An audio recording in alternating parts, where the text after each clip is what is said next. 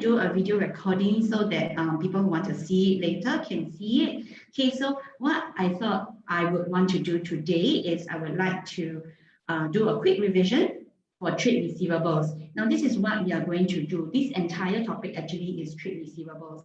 Firstly, we are going to revise how to prepare the trade receivable ledger accounts. We are going to just do a quick revision on these following items for allowance. We're going to prepare journal entry to record write-off and adjustment of allowance. Need to do some practice on interpreting allowance journal ledgers, just to revise how it is shown in the financial statements. And then what is the impact? What kind of impact does it have on our profit asset liabilities? Okay, if there's an adjustment or a write-off. Now, apart from that, and I probably will start with this first, I just want to revise with everybody's scenario-based question because this is a 5-mark question and you will need to be able to write one. Now, where will this come out in? Actually, it will come out only in paper 2, but I thought I will start this first to allow all the students who are going a bit late to join in. All right? All right, so let's start with writing an answer to a scenario-based question. Now, when you write an answer to a scenario-based question, like I mentioned to you, it will appear in paper 2. All right, paper 2 is which paper? The paper on Thursday. All right, and it will appear as a 5-mark question. All right, so it will appear in paper 2 as a 5-mark question. There are 2 possible scenarios that I ask you. So I will give you some information about inventory. All right, and I will ask you, can you make a decision which inventory my business will buy? All right, and then after that, you will have to support your decision with 2 reasons. All right, now another possible scenario is for me to ask you, can you decide which customer to extend credit to? And then after that, support your answer with 2 reasons. Now, I just want to say this, which inventory to buy? Actually, it did came out in WA3, right? It was tested in WA3. All right, it was tested in WA3. So, and you know, I'm not going to say much, but I'm going to say this. I've never tested which customer to extend credit to. So I leave that to your interpretation and your decision, okay? Which one you are going to revise a little bit more. All right, so given that, I want to show, but I will still do a quick revision for both. And I'm going to just start with inventory first. All right, so if you can recall, right, in the previous examples, so there was a question. There will be only one SBQ question during the Thursday paper. Yes, there will only be one SBQ question. It is very likely going to be either inventory, make a decision on inventory. I said already, right? I already tested inventory, right? Or I'll ask you to make a decision which customer to extend credit to. So it's only one 5-mark question. All right. Okay, so I love it that if you ask a question, but if you ask a question, right, could you do me a favor and ask the question to everybody so that everybody else is able to see your question as well. Okay, don't be too shy. All right, so I'm going to do a very, very quick reminder on how you should write an SBQ question.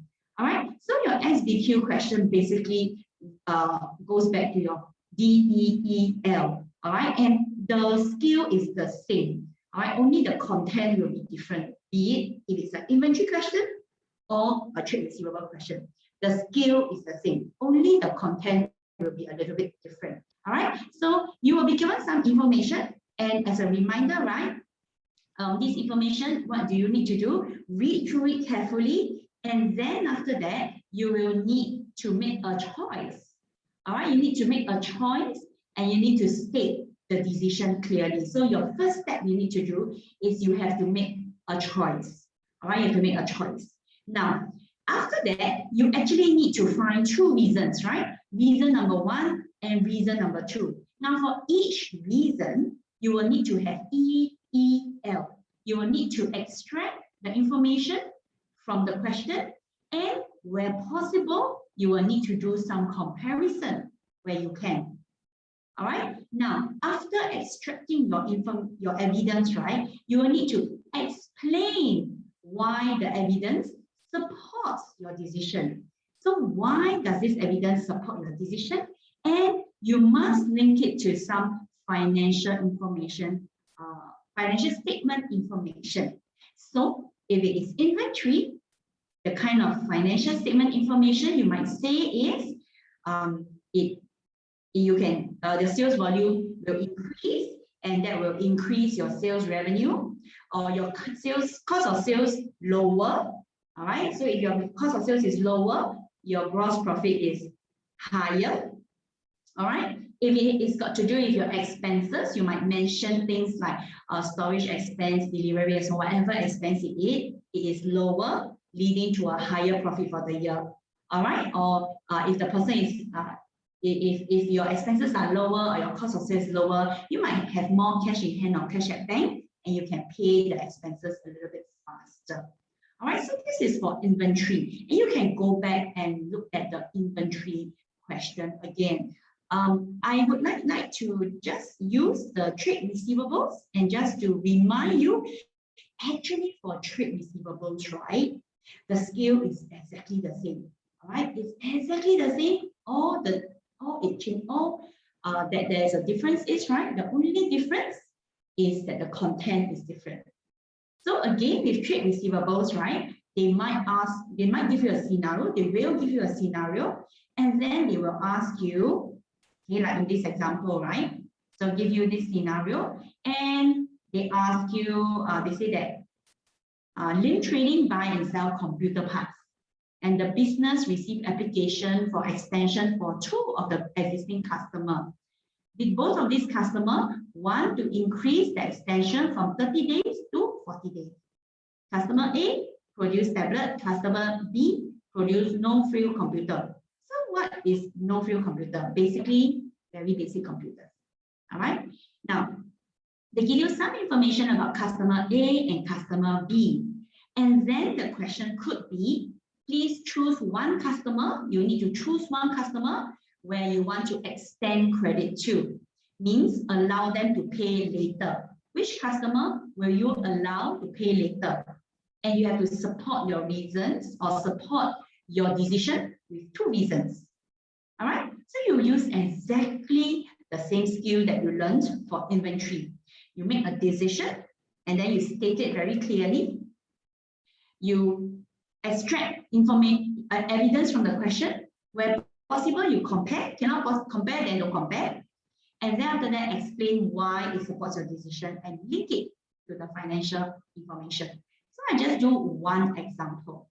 So if I were to just look at this, I will know that the average monthly outstanding balance of customer A and B is $8,000 and $15,000 respectively. What does average monthly outstanding balance mean? It means the amount owing to Lim Trading. All right. Every month, customer A owes approximately $8,000 to Lim. Customer B owes approximately $15,000 to Lim. Right? So if I just use this piece of information alone, I would say that it's better to extend credit to customer A. Why is it better to extend credit to customer A? So I would say, I would write something like this, right? You should extend credit, sorry, not sell. Extend credit to customer A. Why? Because customer A has a lower monthly outstanding balance. All right, as compared to customer B. So I have given my evidence and I have given a comparison, $8,000 compared to $15,000. All right, so this is my evidence. Now, explain and link to financial statements. So why does this evidence support my decision? Well, if customer A owes Lim lesser amount, right? It means that if customer A has financial difficulty and is unable to repay its debt, Lim Trading will have a lower impairment loss on trade receivables, right? So if customer A cannot pay, limb trading will suffer a lower loss. And that's why limb trading should give credit to customer A and not customer B. All right, so this is a possible reason. Now I'm going to go back to the question again. And I have another reason that I can use to support customer A, and that is history of repayment. Right, what does history of repayment mean? In class, we learned that history of repayment means that what is the history of this customer, whether they pay you on time or they are frequently late.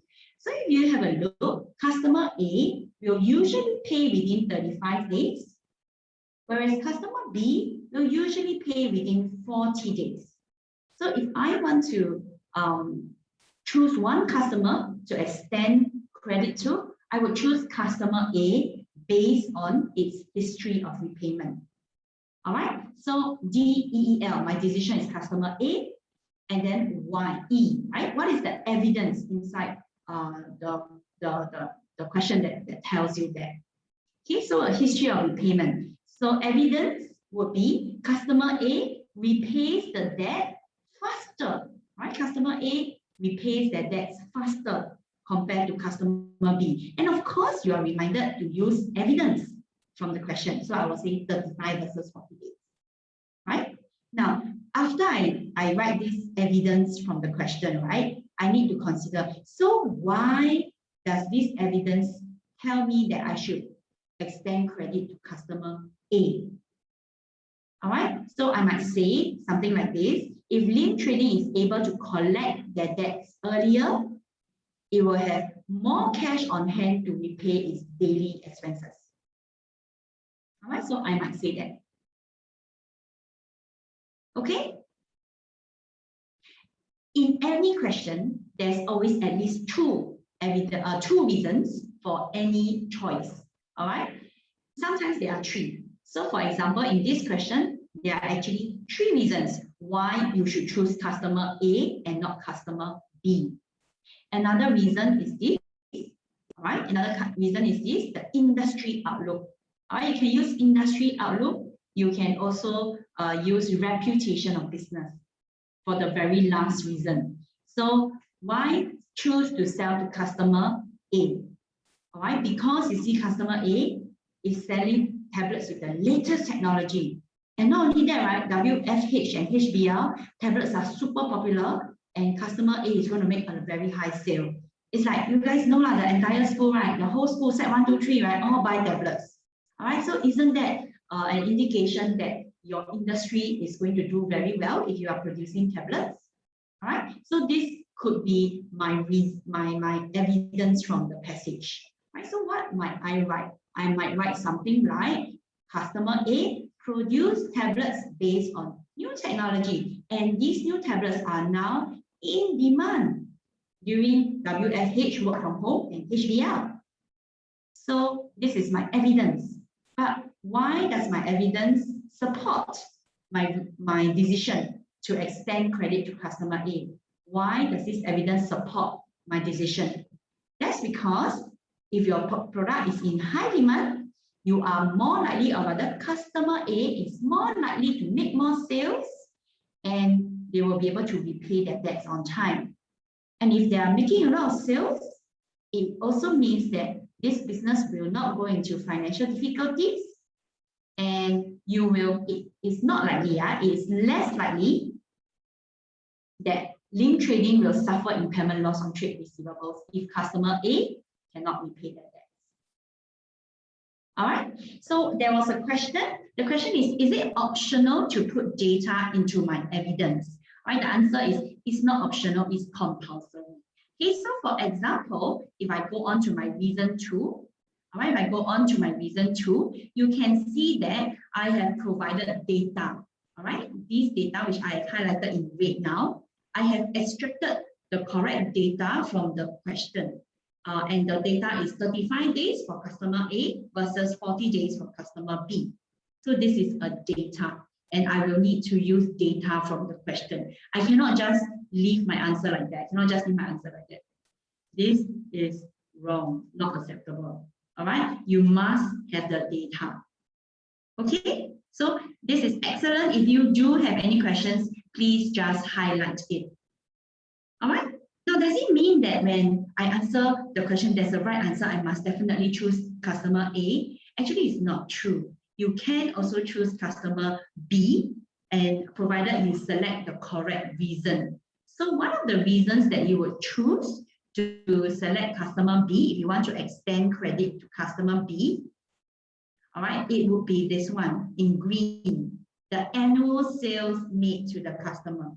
What does this mean? It means that in 1 year, how much sales do you make to each of the customer? And if you take a look at this, right, the amount that you sell to customer B is much higher, twice as much as customer A. All right, it's twice as much as customer A. And that could be a reason why you want to extend credit to customer B. Right, so what would you say? Your decision, of course, would be, I want to extend credit to customer B. And then evidence, your evidence, you will say something like, link trading makes a higher sale to customer B compared to customer A. And then, just now the question, right? You cannot just leave it like that. You must use the data. So you could write something like this. You could include the data at the back. The annual sale for customer B, 25,000, you put it behind the name. And then the annual sale for customer A is 120,000. All right. So this is your evidence, right? Now, the next thing that you need to do is your explanation and link to financial statements. All right, so link trading, making a higher annual sale to customer B. How does that support your reason that you want to extend credit to customer B? Okay, you can say like something like, if link trading decides to extend credit to customer B will continue buying. All right, will continue buying from Lim. And if they continue buying from Lim, right, Lim will be able to earn more profits. Okay. So I will just type this here, and you can take a look at it later if you want to.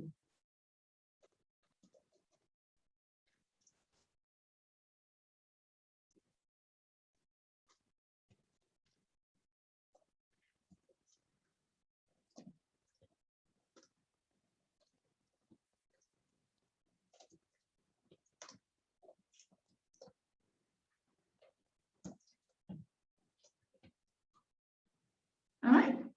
So is this something super new? Actually, it's not super new. All right. What it is, the only new thing is maybe the link to financial statements and the content. The scale is what you had learned previously in inventory. And as long as you are able to make a decision and pull out relevant information that paraphrase a bit, don't copy exactly, you will minimally be able to get 3 marks. 1 decision, 2 reasons. All right. What is a little bit more difficult is the explanation and the link, the explain and link to FS. So what you could do is to remember these links to FS, commit them to memory for paper 2. All right, commit them to memory so that you can use it if, let's say, you really run out, you don't know what to say, you can use it appropriately. Okay. So do you have any last questions on the SBQ? Actually, I choose to do this first in case people come in late. They can actually they won't miss much for tomorrow. All right. Okay. So I'm just going to give us maybe a 1-minute brain break. All right. I'm just going to give us a 1-minute brain break. And what I'm going to do is I'm going to go on with trade receivables next. Okay. So I have already finished these. Right? What I will do next is I am going to revise with us how to prepare trade receivable accounts. And for this, right, I am going to use a question from your topical practices. Please go to chapter 9B, inventory set. No. Wait, give me a moment. I see wrongly, sorry. All right, so please go to your topical practice, chapter 10, trade receivables, step 1, and I'm going to do the question from Yu Ying 3EEOY. All right, so please go on and get this piece of paper out because you will be using this in a short while. Right, so just 1 minute break for everybody.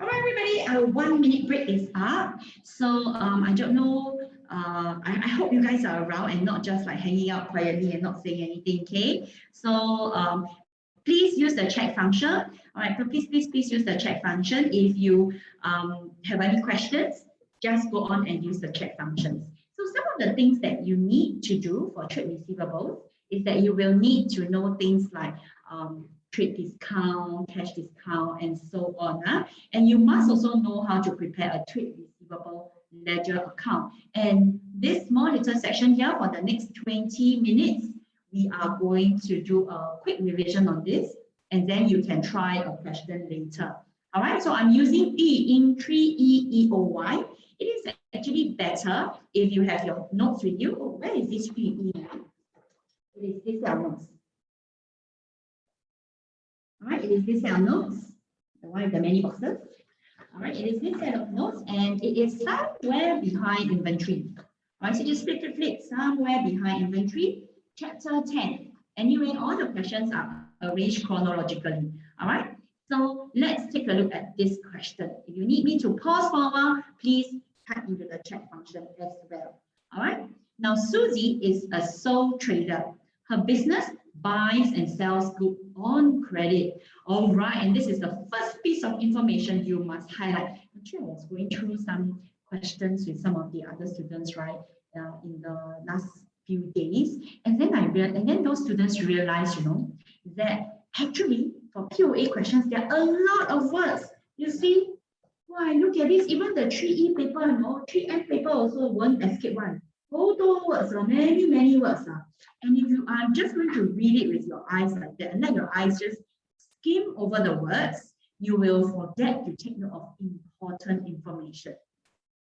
All right, you will forget to take note of important information. And therefore, one of the first few things that I taught you to do when you first started with me, right, is I said everybody must have a highlighter. You must highlight or underline important words. All right, and that's what we're going to do. You must do it, otherwise sure confused. All right, so firstly, Susie is a sole trader. All right, so in this case, you are Susie. All right, you are Susie. Susie, I don't know what's her name. Susie, right? You are Susie. You are a sole trader, and your business buys and sells goods on credit, which means you will make the sale or purchase first, and then after that, you will collect payment later. All right, so during the month of July 2020, which is another piece of information, which is very important, all this happened in July 2020, your business had the following transactions with Casper, the friendly ghost. Right, so you had the following information, you had the following transactions with Casper. I will just skip through the transaction first. We will look at the transaction a little bit later. Let's take a look at what we are required. All right. Now, they tell you here, they ask you, what is one reason you, Susie, offered Casper a trade discount? So you gave Casper a trade discount, right? You gave Casper a trade discount on 4th of July. The teacher is so nice. Directly tell you that this is a trade discount. If it were me, right, I would be super nasty and I would just say, state one reason why Susie offered Casper a discount. I won't even say what is the trade discount. Teacher is super nice. All right, and in this case, right, it is 1 mark for you to tell me why Susie offered Casper a discount. Now, trade discount got 2 reasons. So you must know these 2 reasons. The first reason is to encourage bulk purchase or to encourage customer to buy more. So whichever, actually the meaning is the same. All right. There's a second reason, and this answers the question inside the chat group. The chat group is this the only reason? Is this the only reason for a trade discount? No, actually, there's a second reason for a trade discount. It's actually to encourage customer loyalty. Right? To encourage customers' loyalty or to encourage customer to continue purchasing from Susie.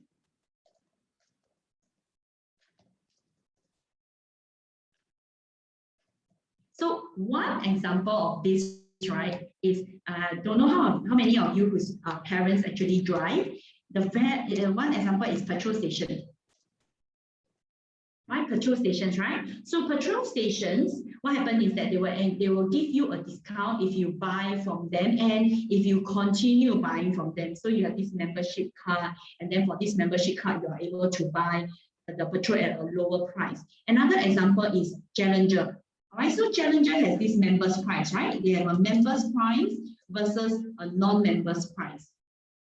And if you're a member, you can buy at a lower price. So that lower price is after the trade discount. It's actually to encourage you to continue buying from Challenger. All right, so any one answer you give, you will get 1 mark. So that is one reason why Susie offered a trade discount, this 5% trade discount on 4th of July. All right, now a second reason, Casper, so go back here. State one reason why Susie offered Casper a cash discount. All right, a cash discount on 25th of July. So this cash discount, which is in my green color, all right, why did Susie offer a cash discount? So for cash discount, there's only one reason. It is to encourage prompt payment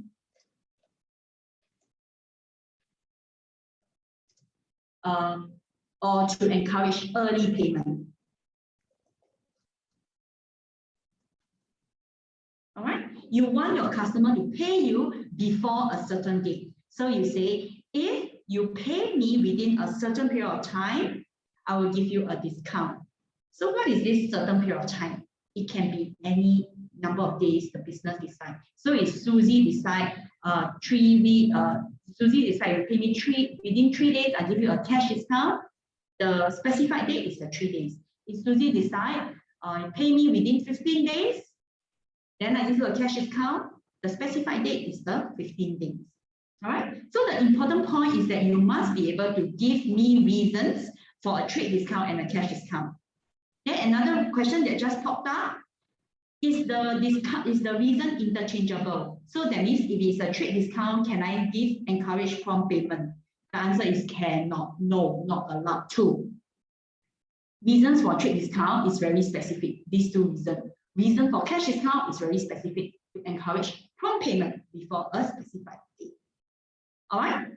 Okay, let's take a look at question number C. State one reason why Casper returned the goods on July 9th. So let's take a look at what happened on July 9th. Casper returned the goods. All right. Now, why did Casper return these goods? You basically can say whatever the reason is. Like it could be because the goods are damaged. Right, the goods are damaged. The goods are wrong specification. Wrong specification means what?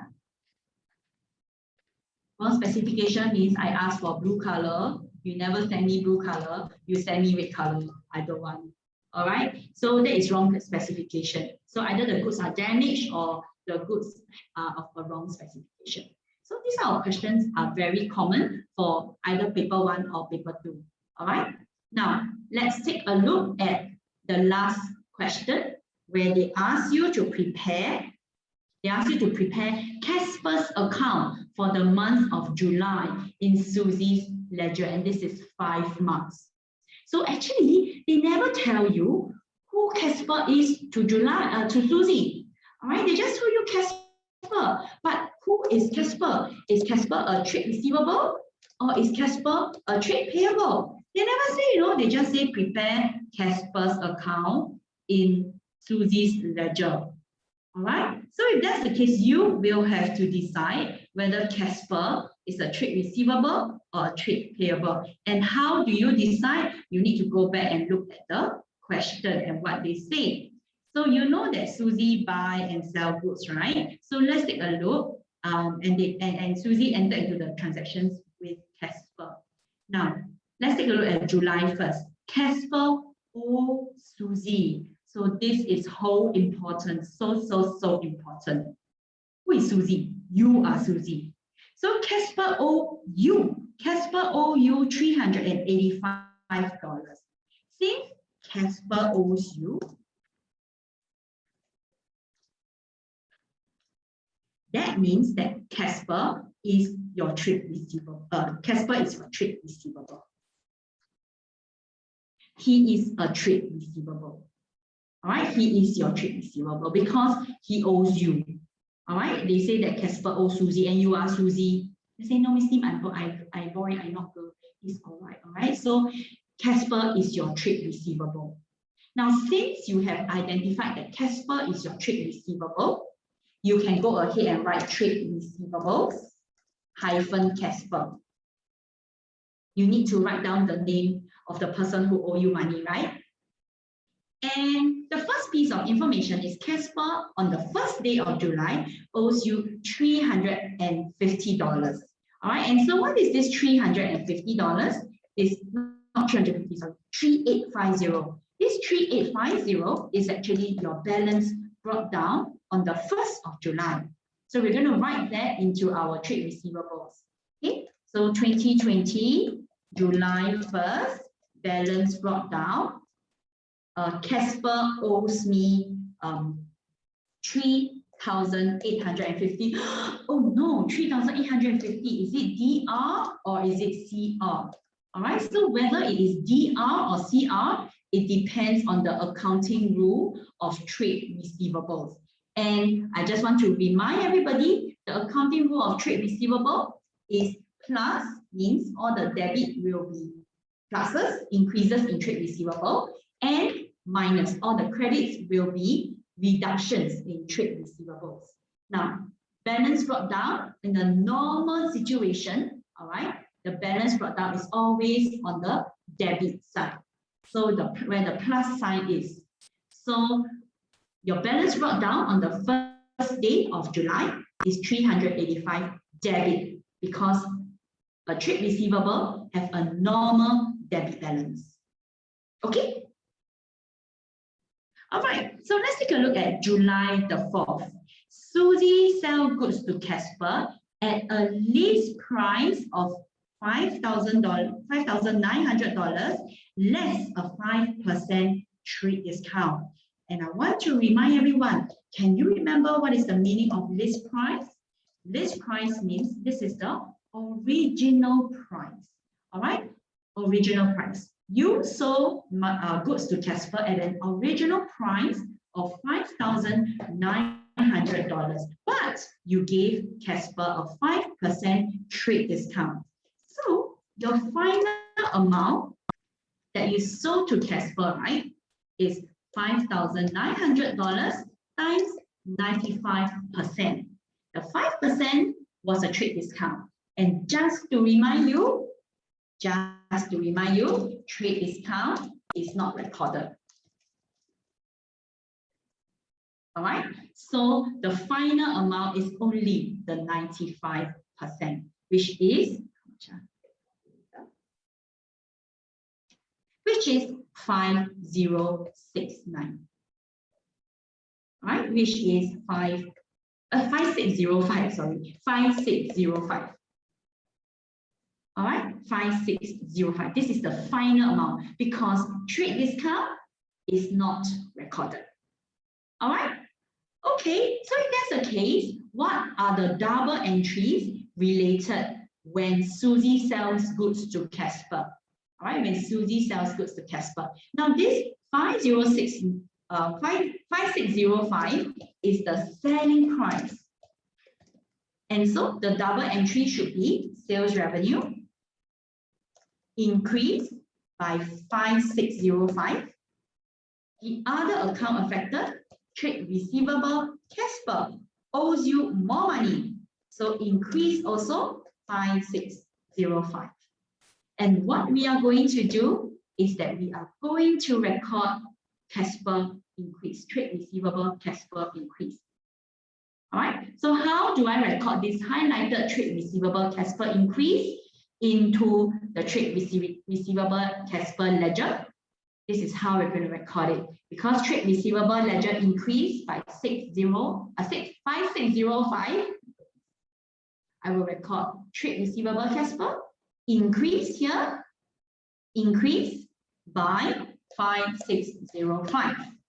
All right, trade receivables increased by 5605. What is the other account affected? So if I look at my double entry, the other account affected, right, is actually sales revenue. What I'm highlighting now in purple. All right, sales revenue increase. All right, so on the other particulars column, I will write the other account that is affected, and the other account which is affected is sales revenue. So what is the date that this happened? It happened on July 4th. So we need to write the correct date as well. Okay, now the last thing that I need to do is to calculate my ending balance, where I take my balance 3850 plus my debit increase by 5605, and this will give me 4955 debit. Okay, now actually what is a very, very good practice, right, is for you to write the working. All right, so as long as there's working, right, you should be writing the working at the bottom or at the side somewhere. In case your fat finger, you calculate wrongly, your workings will save you. All right, I will still give you the mark for the work. All right, if you don't write working and your answer is wrong because your fat fingers calculate wrongly, then I'm sorry, you don't get the mark as well. Okay, so just leave this here for 2 seconds for you to digest a little bit.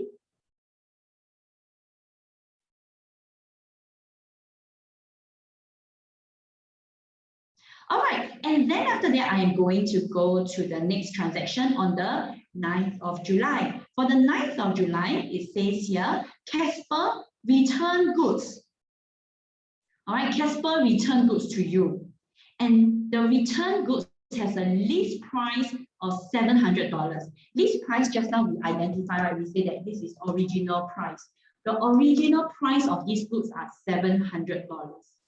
Now, as though not enough, they also tell you that these goods were previously sold to him on 4th of July. Now, what happened on the 4th of July? On 4th of July, you sold some goods to Casper and you gave him a 5% discount, right? So now Casper returns these goods to you. So 4%, there was a 5% trade discount, sorry. Trade discount, 5% discount, right? Now, Casper now returns the goods to you. All right, and these goods had an original price of $700. So firstly, what we're going to do is we're going to actually calculate the final amount of the goods that you had sold. The original amount was $700, but you did give him a 5% discount, you know. So what is the final amount of goods that was actually sold to Casper? You will take $700 times 95%, right? Why must I take this? Why must I do this step? Because you gave him a 5% discount on the 4th of July. And therefore, if he returned goods to you, right, the goods that he returned to you is not worth $700, no, it's only worth that 95%. And that 95% is $665. All right. So he returned $665 to you after the trade discount. Right? You take this after the trade discount. Therefore, what is the double entry that is to be prepared for this return of goods from Casper? So firstly, Casper returned the goods to you already, right? So if he returned the goods to you, he doesn't owe you that amount anymore. So we are going to minus 665 from Casper. Right? You're going to minus 665 from Casper. Right? So therefore we minus 665. Now the other account is not a sales revenue minus. So many of us are very tempted to record sales revenue minus. But we're not going to record sales revenue minus because this is not a sales revenue. It's actually a sales return. And you have more sales returns. All right? So these two accounts relate to the selling price of the goods, which is 665. So what we're going to do now is we're going to record trade receivable, Casper, minus 665. Because Casper returned some goods to you. Right? So Casper, trade receivable, minus 665. So what we're going to do in our ledger is here, credit minus how much? Minus $665. Now, what is the other account that is recorded? The other account that is recorded that I'm highlighting in purple again is sales returns. So under the particulars column, I should write sales returns. And then, where possible, of course, I am going to show my working. All right, I need to show my working in case I type wrongly. And the date is July 9th.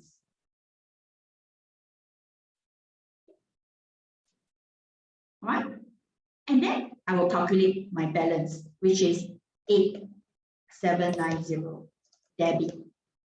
So I have done the first 3 transactions.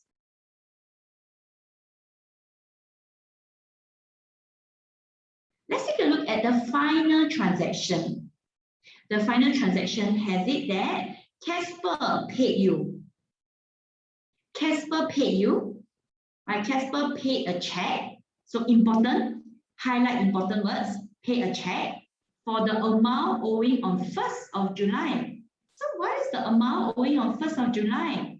The amount owing on 1st of July is 3850. All right, Casper paid you for this 3850, but you gave him a 2% cash discount.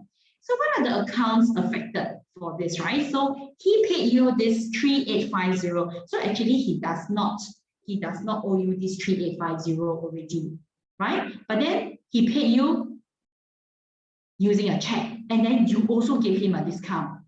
Okay, so let's think about it. If he paid you a check, you are going to record cash at bank increase, right? Cash at bank increase. Now, how much would your cash at bank increase by? He originally owed you 3850, right? And then he paid you after a 2% discount. So you should take 98%.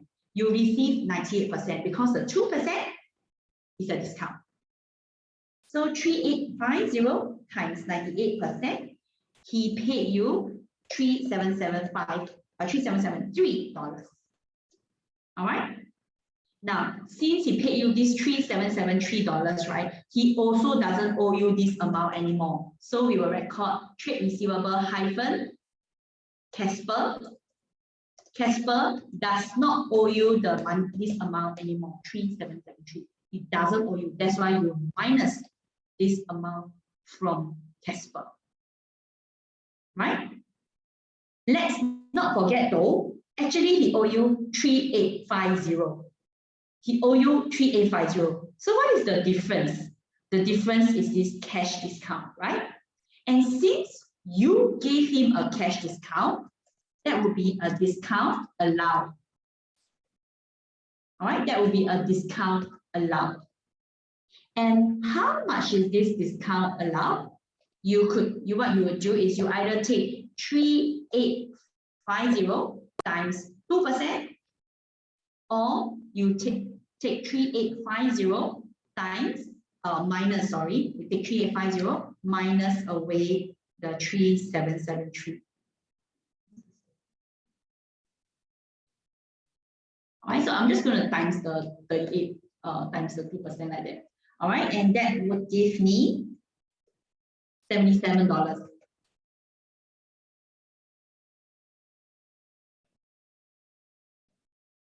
All right, so there's a discount allowed of $77. This $77, Casper doesn't need to pay you because you gave him a discount. So we will record Casper reduced by $77 as well.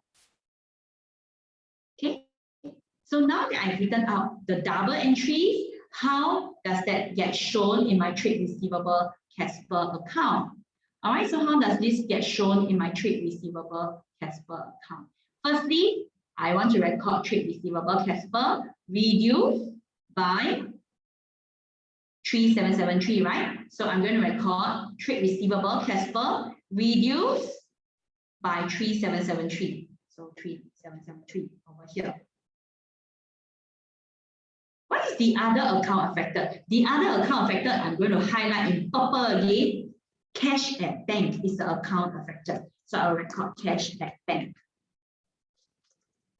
And as I always say, you should write down the working in case things happen. All right, so I'll write cash at bank 3850 times 98%. Now, when did Casper pay me? 25th of July.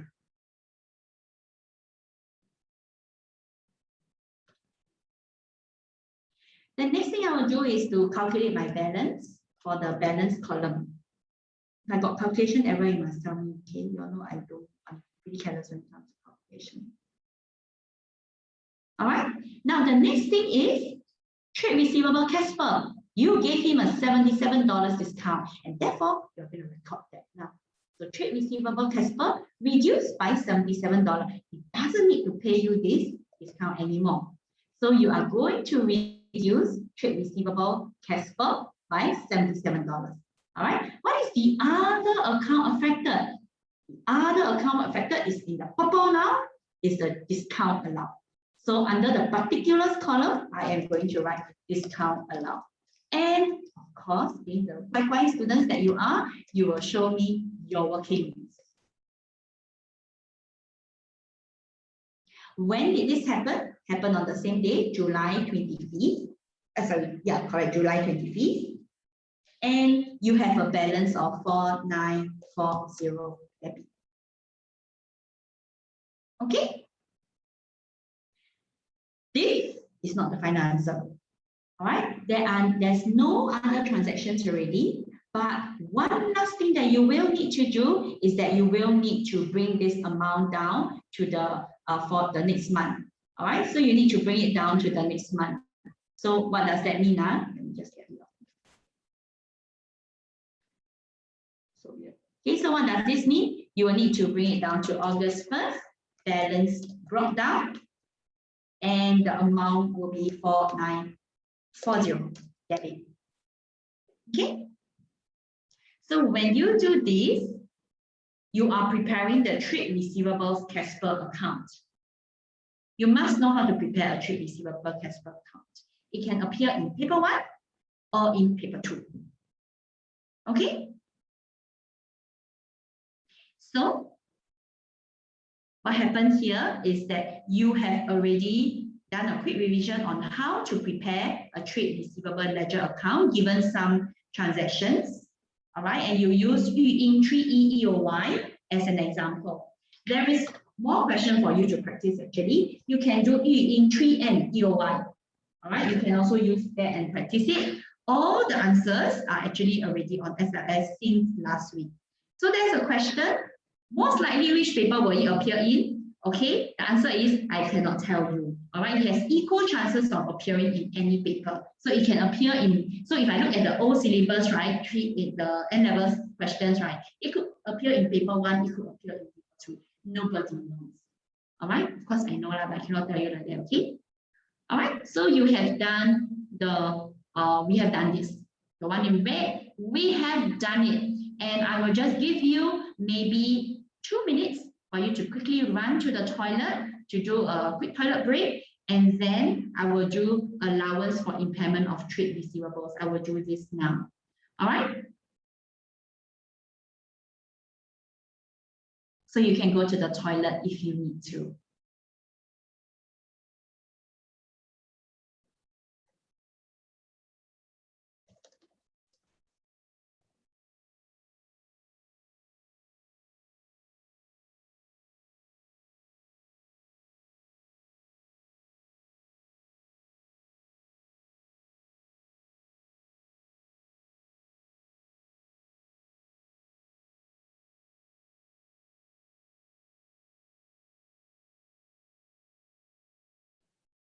If you would like to prepare,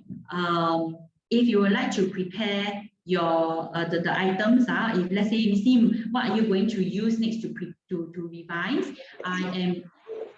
Hello.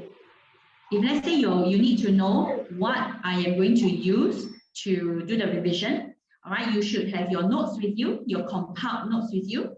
You must also have this piece of paper, all right, this EOY practice paper 2. So if you have this EOY practice paper 2, I'm looking at paper 2, I think paper 1. Yeah, I think paper 1. I can't remember what this paper.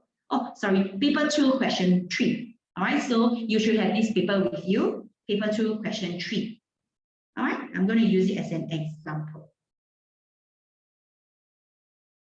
I'm going to start in 1 minute time, so you can still run to the toilet if you need to.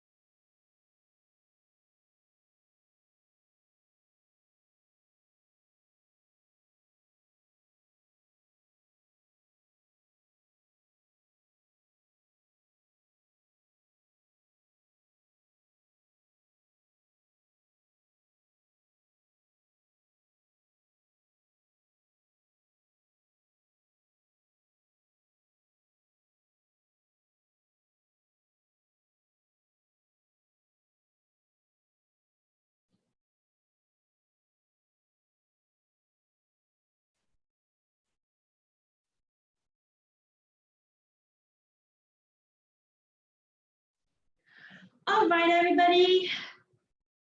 We have the last 35 minutes, and in the last 35 minutes, we are going to do a quite a quick revision, because actually this one do until in class do until for me blood very bored already. So we're just going to do a very, very quick revision on allowance, the few key things that you must know how to do for allowance, and then we will do one practice question. All right, so allowance, if you have this set of notes with you, it will be great. So what do you need to be able to do for allowance? For allowance, this is what you will need to do. So the same as what I mentioned just now. Okay, so for allowance, this is what you will need to do. You will need to be able to prepare a journal entry. Journal entry means what? Debit what account, credit what account, okay? So you must be able to prepare journal entry, debit what, credit what, prepare it for write-off, and to adjust your allowance for impairment. Okay, for allowance of impairment account, you also need to learn how to interpret the allowance ledger. So if I give you an allowance ledger, how do you interpret it? Now, financial statements, I think you have prepared it many times already, and you must be able to state the impact. What is the impact on profit, asset, liabilities, etc.? So we will quickly go through these as a quick revision. All right, so if you are looking at your set of notes, which page should you be looking at? I'm going to be looking at the chapter 12, if I'm not wrong. All right, chapter 12, allowance. So everybody can see my page. Oh, sorry, not chapter 12, chapter 10, trade receivables. All right, so I have also a very cute students asking me, Miss Lin, do I need to memorize all these defined things, defined trade receivable, accounting? Do I need to memorize? The answer is yes. You must minimally know how to define what trade receivable is. You must know how to use, especially the accounting theory, okay? All right, you must be able to use be able to name the accounting theory, explain, minimally state and explain, must be able to do. Apply, you get it wrong, it's okay, I can forgive you because you just started. All right, but minimally state and explain must be able to.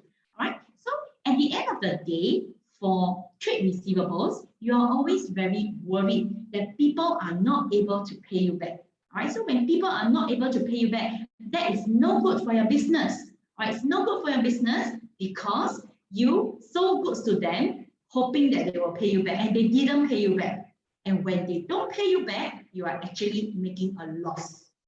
All right, now it is not right also that if you sell to a lot of customers and there are many customers who don't pay you back and you do nothing about it, right? You don't do anything about it. That is not right. Why? Because you have broken this accounting theory, or you did not follow this accounting theory called prudence theory. All right, what is prudence theory and why is it important? Now, prudence theory tells you that assets, which is trade receivable, your trade receivables, cannot be overstated. All right, if you have $1 million of trade receivable and 800,000 cannot pay you, actually you don't have 1 million. All right, you don't have 1 million of trade receivables. The amount of trade receivables, the people who will pay you is actually much, much lower than that. You cannot say that you have $1 million of trade receivables. Why? Because prudence theory say that assets cannot be overstated. Now, apart from that, asset also says, prudence theory also says liabilities and losses. And these losses relate to impairment losses on trade receivables. These losses cannot be understated. All right, you cannot understate your losses. All right, if you have these losses, you must report it properly. Now, apart from that, there's a second accounting concept, which is a little bit more difficult to remember. It is the matching theory. Matching theory tells you that expenses must be matched against the income for the same accounting period. So what does it mean? It means that if you have impairment losses, all right, if you have impairment losses, meaning you estimate that people are unable to pay you back, you should actually record it as an expense and deduct it. You should deduct it from the revenue that you recognize from credit sales. All right, the losses, because you estimate people cannot pay you, should be deducted against the credit sale. You thought you sold 1 million, but in actual fact, you did not sell 1 million. You sold lesser than 1 million because $800,000 of that people cannot pay you.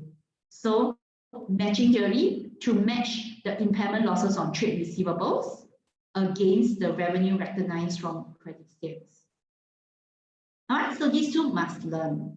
So what are some common terms? You also please go and revise through the common terms. And yes, these are important to memorize or to remember. All right, so things like what is a trade receivable, must know. What is a allowance for impairment, which is basically an estimate of the debts which are uncollectible. All right, an estimate of the debts which are uncollectible. It's only an estimate, not yet confirmed, only an estimate. All right. You must also know what is the impairment loss on trade receivable, which is basically a loss that your business suffer when your credit customers are not able to pay you. All right, so I'm keeping track of the chat group. If you have questions, please key in your questions into the chat group.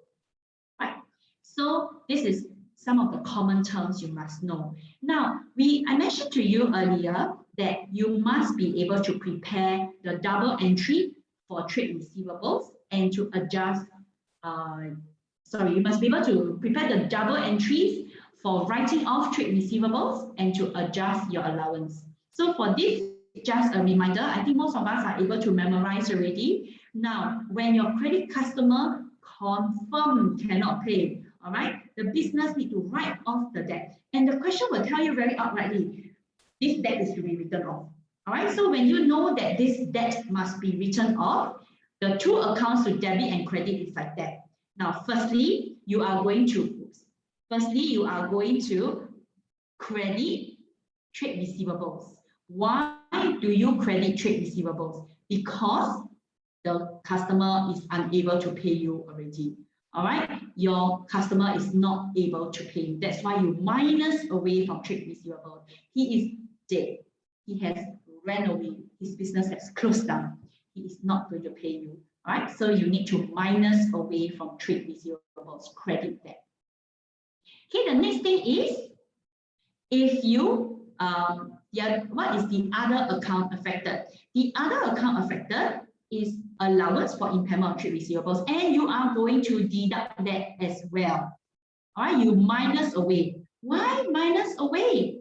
Because allowance for impairment of trade receivables is like a buffer account. You set aside this account. It's an estimate of people who cannot pay you, right? So you set aside this buffer account in case people cannot pay you. You set it up last year. Maybe some people cannot pay. And you know what? This year, really somebody cannot pay. These trade receivables cannot pay you. So you deduct away from trade receivable. You also deduct away from the buffer. All right. So these are the two accounts that you should be recording. Okay. So if it's not okay, you must quickly key into the chat group. Okay. So this is the double entry for write-off of trade receivables. Okay. Now at year end, your accountants will review the trade receivable and they will determine which account to be collectible or uncollectible. Now, this term, right, we will usually call it as a, we actually use this term. We say it's adjusting. All right, we say that this allowance account is adjusted. Adjust the allowance account.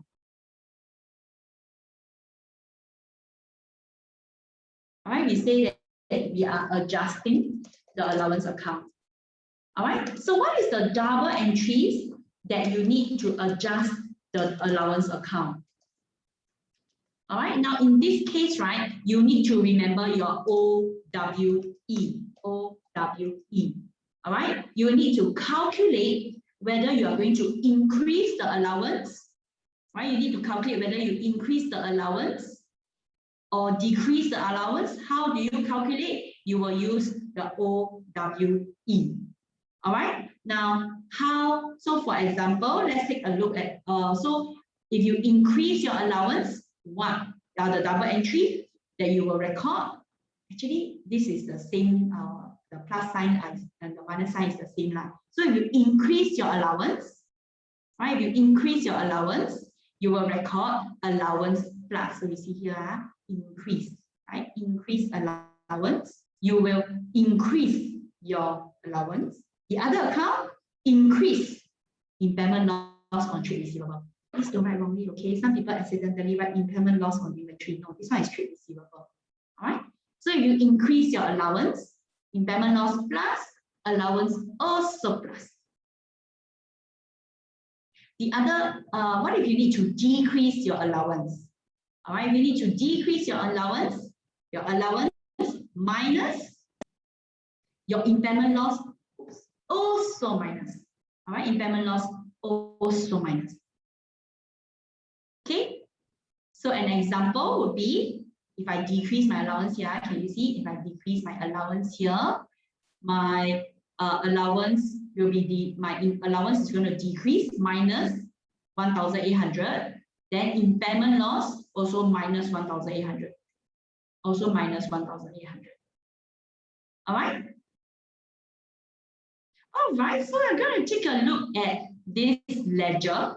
All right. So what does a ledger look like? Your trade receivable ledger looks something like this, right? And if you write off a debt, the double entry that you are going to pass is that you are going to minus away from your trade receivables, right? You're going to minus away from trade receivables. So since you minus away from your trade receivable account will be shown as a minus column, under the minus column, minus trade receivables. Now, the other account affected is allowance for impairment. So the other account affected is allowance for impairment of trade receivables. Yeah? So how does this allowance for impairment, how does this double entry, the write-off, how does it look like in your allowance for impairment of trade receivable account? So your allowance for impairment of trade receivable ledger, right? This one you don't need to prepare, you don't need to learn how to prepare. You only need to know how to write the double entry, and then you need to know how to read this. That's all. Just need to know how to read this. Don't need to prepare this. Say again, don't need to hit panic button. Don't need to know how to prepare this. Just know how to read it. That's all. All right. So let's take a look at our allowance for impairment of trade receivables account. So your allowance for impairment of trade receivable account looks like this. The double entry, all right. The accounting rule is minus, and then after that, on the credit side, it is a plus. Okay. So firstly, if you take a look at your $380 on the 1st of January, $380, right? What does this tell you? This amount here is the original allowance. Is the original allowance at the beginning of the month or the beginning of the year, whichever it is. All right, so this $3,800 is your original allowance here. Okay, now what happens is you wrote something off, right? So if you wrote off a debt, your allowance went down, debit. That's why you recorded debt went down $500. What's the other account affected? The other account affected is trade receivables. So if you see allowance, debit $500, the other account is trade receivables, you know that this is actually a write-off. All right, so you know that it's actually a write-off here. There is a write-off of trade receivables.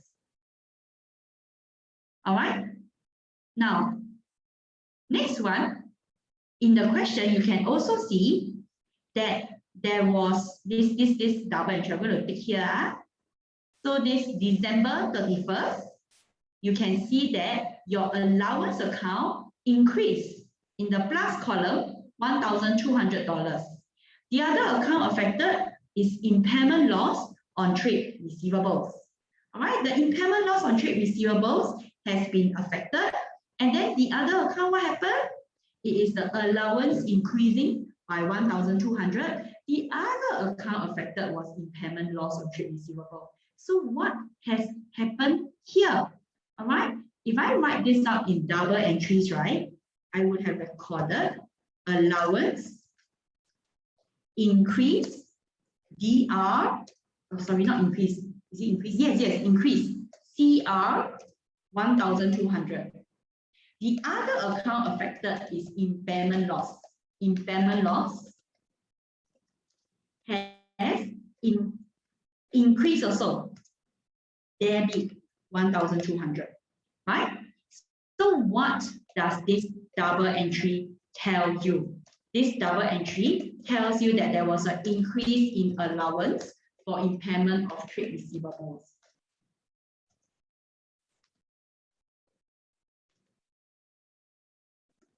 And the increase is 1,200 at the end of the year. Okay, so this is what the double entry tells you. This double entry here specifically. Okay, now other than that, let's take a look at let's continue to see this. Now, 1st of January, so now I'm at 1st of January already, and the color has changed to blue. On 1st of January, there was a balance brought down of $4,500. So what does this tell you? It tells you that on 1st of January, this is the original allowance. The original allowance amount was $4,500. All right.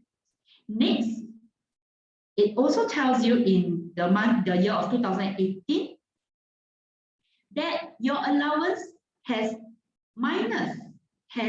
debited, right? Debited $300.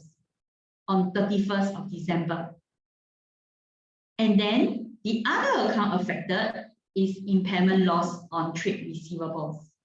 So again, if I write out the double entry, I would have allowance reduce, right? Minus in the minus column, reduce by $300. Now the other account affected is impairment loss, and they wrote there reduction. All right, a reduction is the same as a reversal. There's a reversal of impairment loss on trade receivables. All right, there was a reversal of impairment loss on trade receivables. So what happened? Impairment loss also decreased, credited by $300. So what does this double entry show you? You will have to say that this tells me that there was a decrease in allowance for impairment of trade receivables.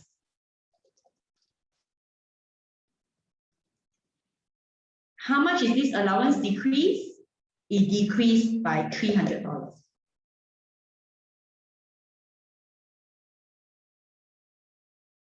All right.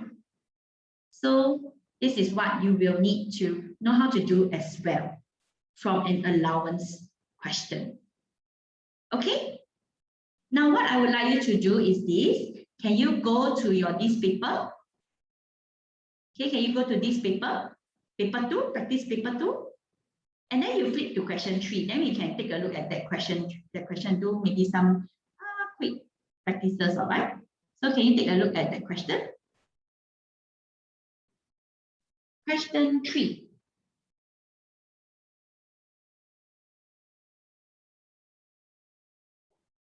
All right, question 3. So which one is question 3? Flip down. Question 3. Question 3. Question 2. Question 3. So can you take a look at best price trading? Okay, so let's take a look at that best price trading.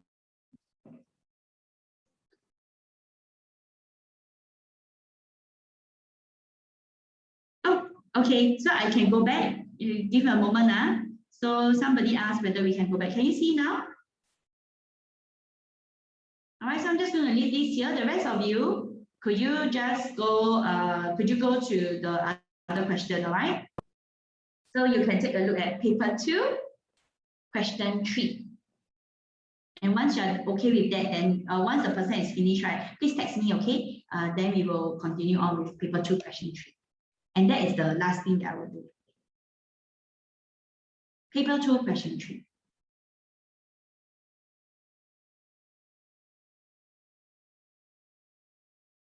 Everybody found paper 2, question 3? The person also, do you manage to find paper 2, question 3?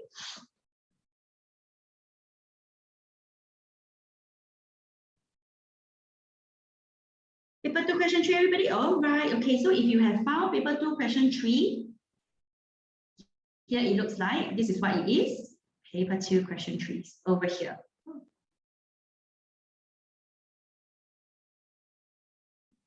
So different. Okay, use this. Here we go. I think use this. There you go. Paper 2, question 3, right? Okay, so paper 2, question 3. Let's look at the question and then let's talk about what we need to do. Okay, so best price trading, financial year ends on 31st December. This is the allowance for impairment of trade receivable accounts, and it's for 3 different years, 2017, 2018, and 2019. 3 different years, okay? So you have 3 different years of finance of allowance here. All right. Now, what do they want you to do? Of course, this is a practice. Exam won't ask you to interpret so much, maybe like 2 or 3. Okay. They want you to interpret the transactions on all these dates. And then after that, prepare a journal entry. And then after that, copy. When they say copy the table, you better copy the table properly. And then after that, state an accounting theory. So this is what a question may look like. All right. So let's go back to the front part. So this is the allowance for impairment of trade receivables for 3 different years. All right. And what you need to do is you need to interpret a few entries. Okay. So firstly, when you see this allowance for impairment of trade receivables, right, you should always think to yourself, what is the accounting rule for this account? In fact, you should always think that every time you come across a ledger, all right, whatever ledger it is, the first thing that you do, right, is to write down the accounting rule. Now, allowance for impairment of trade receivable, right, is a contra asset. I don't want blue, so not violent. Wait, let me change to a violent color. There you go. So you have to remember to ourselves that allowance for impairment of trade receivable is a contra asset. Contra asset means what? Contra asset means opposite of asset. So asset accounting rule is plus minus. Therefore, allowance for impairment of trade receivable, the accounting rule is not plus minus. The accounting rule is minus plus. Means whatever is inside the debit column is a minus, and whatever is inside the credit column is a plus. All right, so let's see what the question wants us to do. The question wants us to interpret the transaction on the following dates. 1st of January, 1st of January, right over here. All right, 1st of January. What does this balance tell me? So balance brought down is always the original amount, right? So what you could write down here is that on 1st of January, okay, so what we will write is on 1st January. So exactly the same thing, you will need to remember to name the accounts affected, and the amounts need to be involved, included, whatever, if there's a payment or the people who are affected, you also need to record that. I suddenly ran out of battery. Please hang on a moment. I'm just going to run down and get my battery. So in the meantime, please hang on, okay?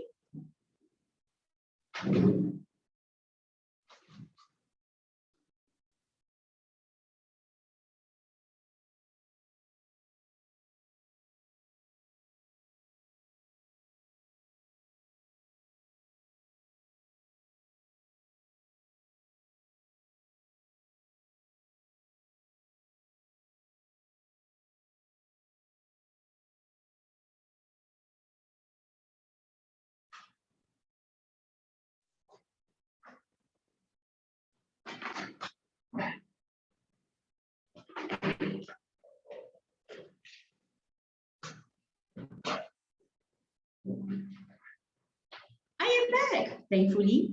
All right, so let's continue. Are you back also?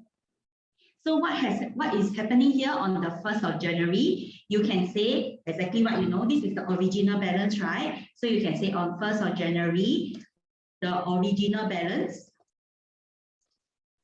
of the allowance for impairment of trade receivable account is $1,500. That's all.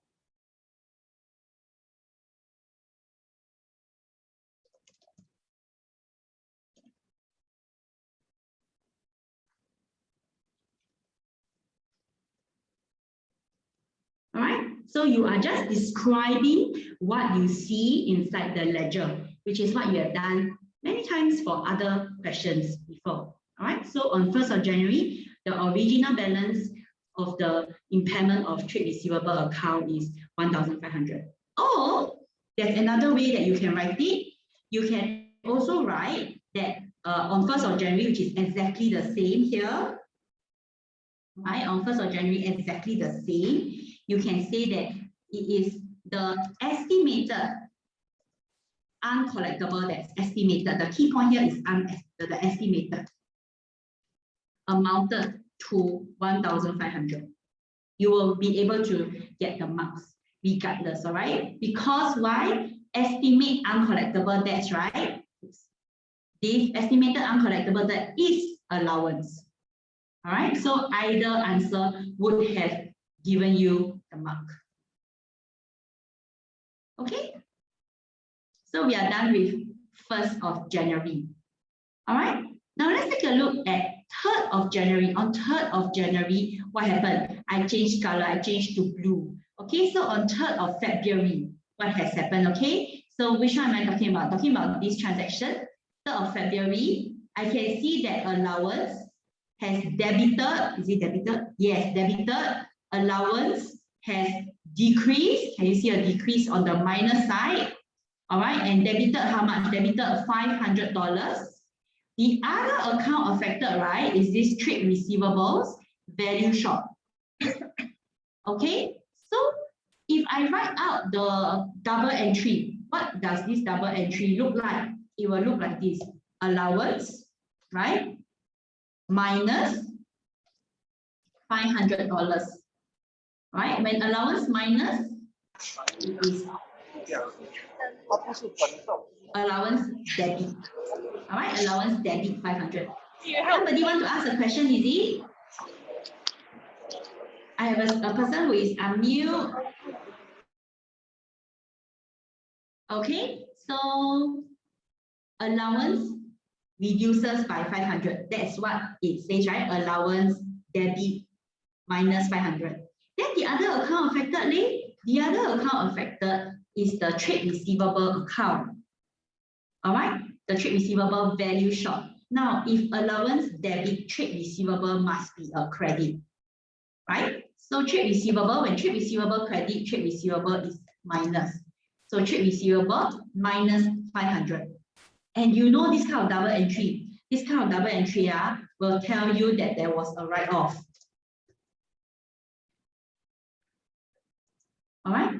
So actually got clue one, you see this, as long as you see allowance account, and then the other account affected is trade receivable, is always a write-off.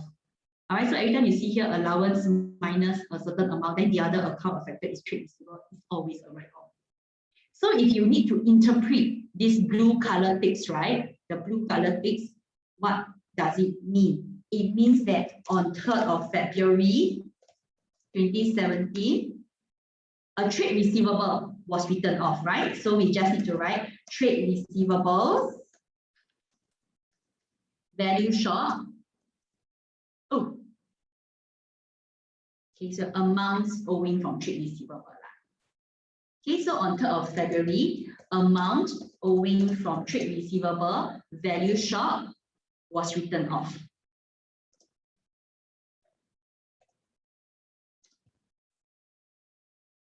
Then at this point in time, some students will be very tempted. The student will want to say, because value short went bankrupt, die, whatever, don't need to say.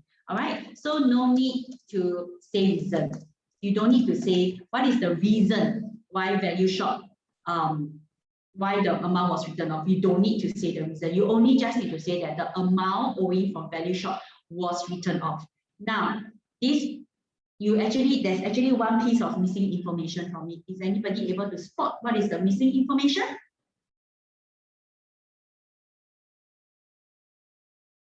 You never write the shops. Is it because the shop's name, Fopico? No, I'm actually on 3rd of February. I got right value shop name. I wrote the shop name. How much was written off? Thank you. I don't know who is that, but Elson, thank you for pointing out that I must write the name of the shop, value shop in this case. And the other person, I don't know who you are, is it Brian? I don't know. I must actually write the amount, which is $500, all right? So I should have written amount owing, maybe right at the side here, $500 from trade receivables was written off. Okay. So again, don't need to say what is the reason. All right. Now on 31st of December, I'm going to change. Okay, so if I'm going too fast, you need to tell me. I'm going to change the color now to hot pink. All right, on 31st of December, what's happening? Hot pink, in hot pink here. All right, on 31st of December, I can see that my allowance has credited, increased $450, right? So allowance has increased in the credit column or increased column, $450. The other account affected is impairment loss on trade receivable. So as usual, I do the boring thing. I go and write down the two accounts affected again. I see that allowance has increased. All right, and it is credit $450. All right, allowance has increased $450. Now, what is the other account affected? The other account affected is impairment loss on trade receivable. All right, so the other account affected is impairment loss, and impairment loss is going to be debited. Since allowance credit, impairment loss must debit $450.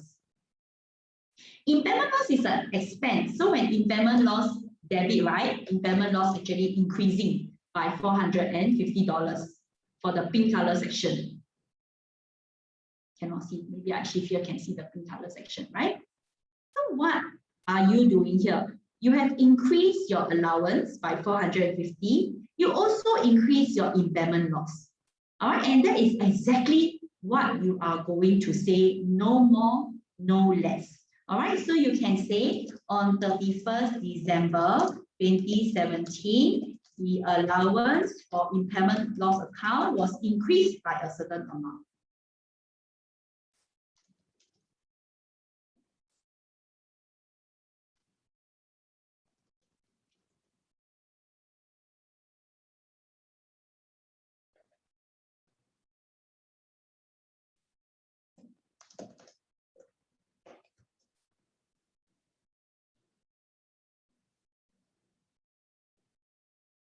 All right, that's exactly what you saw here.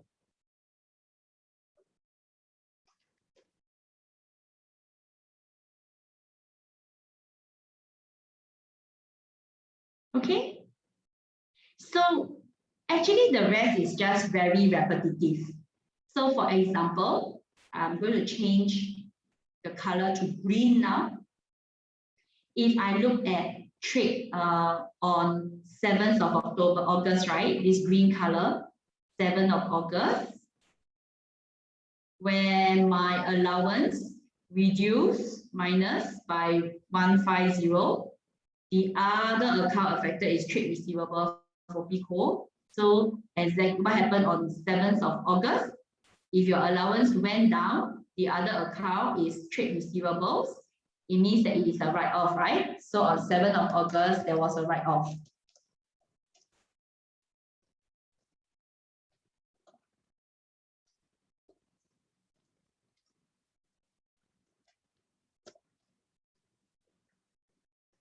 All right, and so it's quite repetitive. So similar items, for example, on 21st of September, green coal, also same thing, there was a write-off, right? So that is quite repeated.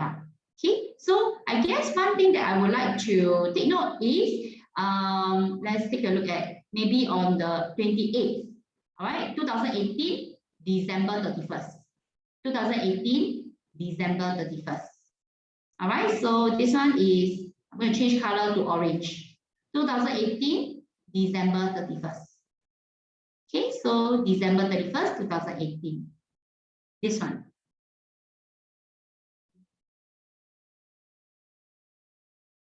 So what has happened here? The orange color, all right, the orange color ticks $400.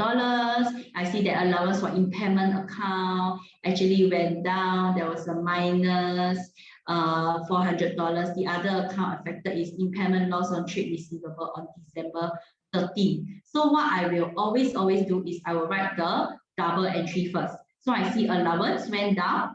So I record allowance minus, which is debit. In this case, debit how much? $400, right? Now the other account affected is impairment loss.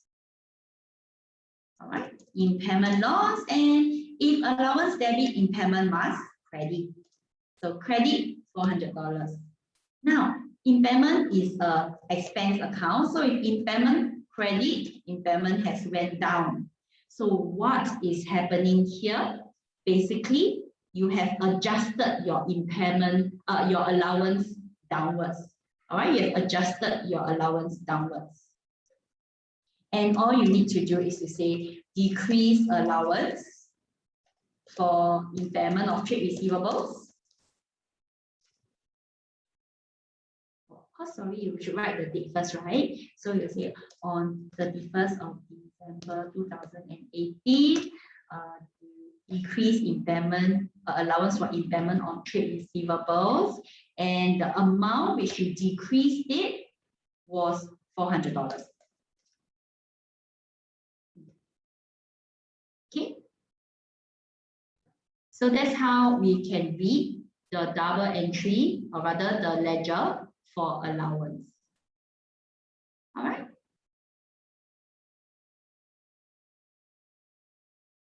So if you need me to slow down, please tell me to pause. Otherwise, I will move on.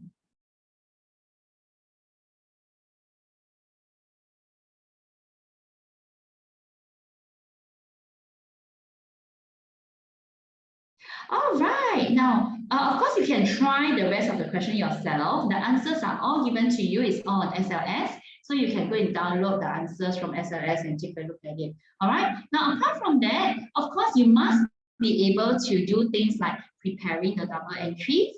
All right, so they give some example here. Some example that you must be able to do. You must be able to prepare the journal entry to adjust the allowance, or prepare the journal entry to record a write-off. All these you must be able to do as well, which is what we commonly did in class. All right, and so the favorite question, I see the favorite question again directed to me. Miss Lim, so this one will come out in paper 1 or paper 2? The answer is, I don't know. I mean, I know, but I can't tell you, right? It's not right for me to tell you. I will get into serious trouble. Okay, so it can come out for paper 1, it can come out for paper 2. But it's quite telling, right, that I asked to go through this today. Well, so you should revise it for tomorrow as well. It is likely to come out for paper 2 because you see, interpret, write down the journal entry and so on. All right. Okay. Now, final thing which I want to remind you is the meaning of these words: overstated and understated. Right? You must know the meanings of the words overstated and understated. Basically, the meaning of overstated is too high. All right. When you say that an account is overstated, we mean that this account is too high. All right. On the other hand, when we say that an account is understated, we mean that the account is too low. The value is too low. It needs to be higher. All right. So if the question asks you to copy the table, then please diligently copy the table using a ruler, and then answer it or complete it by putting a tick in the correct section. Okay? So you should go back and try this as well. Do you have any final questions for me? No? I have one last thing for you. Tomorrow is paper 1, right? Okay, so for your paper, right, you don't have a lot of topics. You don't have a lot of topics tested. Maybe what? 7 or 8 topics tested only, right? So paper 1 tend to have a lot of so-called theory questions. All right. So please make sure you know how to do your chapter 1 to chapter 4, chapter 5 quite well. All right. So chapter 1 to chapter 4, 5, please know how to prepare quite well. Please know how to prepare your trial balance. You know how to classify debit or credit. Please know your accounting theory. All right. Your accounting theories like your historical cost accounting, accounting entity theory, and so on. Know your accounting theory. You also need to know the accounting equation, A equals to L plus OE. All right. You also need to know your double entry, debit one account, credit one account. All right. And then all the best. Tomorrow, I will not be in school. If there's any question, Miss Ang will probably answer it. She'll probably take a picture of it and send to me and so on. Then paper 1 very fast to mark. I probably can finish marking by 15 or something. And last question: is the paper easy? You see, that's the problem in asking a teacher whether the paper is easy, because the teacher will say yes, the paper is easy because I can do the paper, right? So I feel that as long as you had prepared for the paper, you have done all the practices that I say all, I mean all. So if I've done the practices that I've given you, if you minimally must complete the 2 past year practices that I have given you, and you can understand why you have gone wrong, you memorize the theory question answers, you will find that the paper is easy. Now, if you never memorize and you never practice, and you just want to rely on this revision and go by, the answer is the paper is very tough because you have not committed it to memory yet. All right. There is no paper in the world that you can go in without studying and still be able to pass. You will not be able to pass if you do not study. So my take is it's only 3 p.m. So tomorrow your paper is paper 2. Please work hard and practice it. Do the practices. All right. So please do that. I will have one more session for you for if you are interested. But the thing is, I don't know what else to go through with you already because I went through all the significant areas. If let's say you want to go through anything, you can text me. I will have one more session, Zoom session with you on Wednesday afternoon. All right, Wednesday afternoon after, I think you all have it oral, so maybe I have it after your oral if you want to join. If you want to join. If you don't want to join and you prefer to have one-on-one consultation with me, you tried some question and you don't know how to do the question, please text me and we can arrange it quite flexibly. I'm quite flexible. Now, if you also don't want to, if let's say you don't want to do the consultation, but you just have some question you want to ask, I'm okay. You can text me and I will answer those questions as well. All right, everybody? Okay? Okay? Okay? Okay? All right. Bye, everybody. All the best for tomorrow. Hey, tonight study, must study. Hey, who is Prima Suresh? All right. I don't have this student. Is it? I don't know who. Anyway, please study, okay? Yes, I will send the recording. It will take a while. Okay. Hi, Mika. All right. So it will take a while for the Zoom to stop record to send the thing to me. So you'll wait a little while. Once I have the link, right, I will send it to you. Okay. So all the best, everybody.